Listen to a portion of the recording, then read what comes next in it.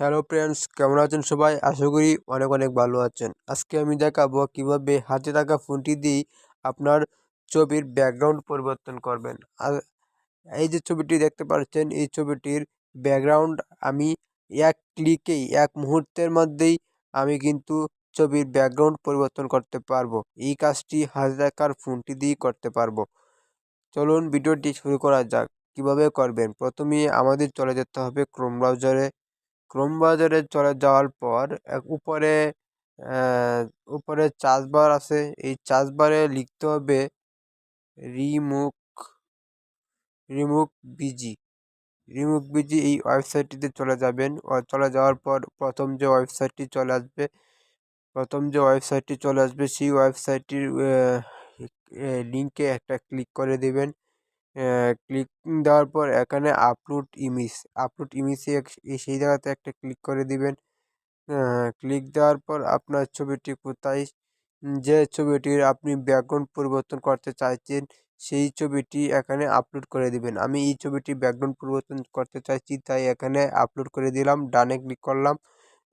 দেখেন, এক মুহূর্তের মাধ্যমেই কিন্তু ছবিটির ব্যাকগ্রাউন্ড পরিবর্তন করে দিবে আমাকে।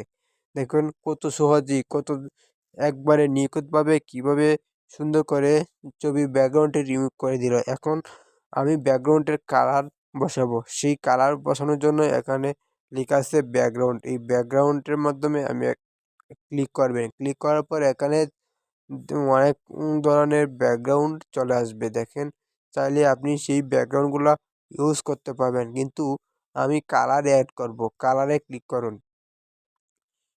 কালারে ক্লিক করার পর এখানে দেখতে পাচ্ছেন অনেকগুলা কালার আসছে। সেই কালারগুলা আপনি আপনার মতো চয়েস করে নিয়ে নেবেন। নিয়ে নেওয়ার পর এখানে ডাউনলোড নামে একটি অপশন রয়েছে। সেই ডাউনলোড নামে অপশনে ক্লিক করে দিবেন। এখানে প্রথম যে প্রি ভার্সন যেটা রয়েছে, সেই জায়গাতে একটা ক্লিক করে দিবেন।